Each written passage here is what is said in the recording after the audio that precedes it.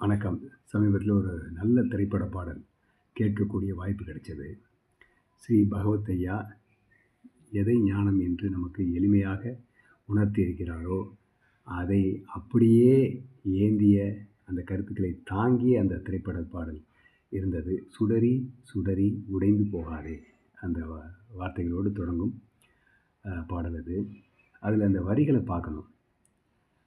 "உடனே வலிகள் மறைந்து போகாதே, சில நாள் வரைக்கும் அதை சீண்டாதே, அதுவாய் மறையும் பின்பு தோன்றாதே."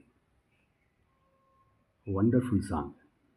இவ்வளவு அருமையாக ஒரு பாடலை யார் எழுதியிருக்க முடியும்னு பார்த்தப்போ, அந்த கவிஞருடைய பெயர் நேதா, கார்த்திக் நேதா. ஸோ அவர் எப்படி தெரிஞ்சு சொன்னாரா? இல்ல சும்மா அப்படியே அவருக்கு தோன்றுச்சா? அப்படின்னு அவருடைய பின்புலம் பற்றி பார்க்குறப்போ ஒரு அற்புதமான ஒரு இன்டர்வியூ கிடைச்சது. அவருடைய டிவி இன்டர்வியூ. அதில் அவர் வந்து தான் ஒரு குடிப்பழக்கத்துக்கு அடிமையாக இருந்தது அவர் சொல்கிறாரு. 15 வயசுலேருந்து 34 வயசு வரைக்கும் குடிப்பழக்கத்தை விட முடியலை, எவ்வளோ முயற்சி பண்ணியும்.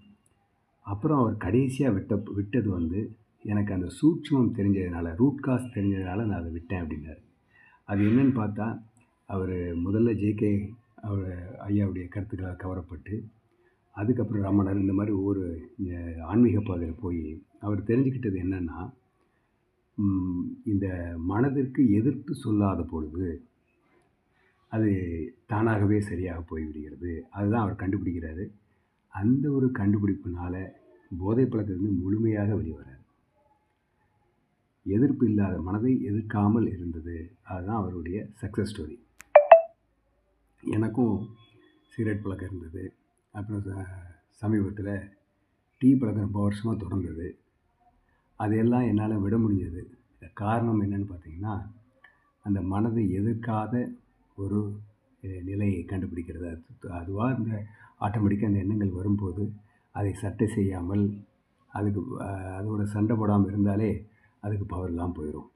இதை தான் நாம் வந்து ஆடாமல் ஜெயிச்சோமடா அப்படின்னு சொல்கிறது. அடிப்படை வந்து நம்ம விளையாடக்கூடாது மனதோட, ஆடாமையே ஜெயிக்கணும். அதுதான் ஒரு உண்மையான லைஃப் ஸ்கில். நன்றி.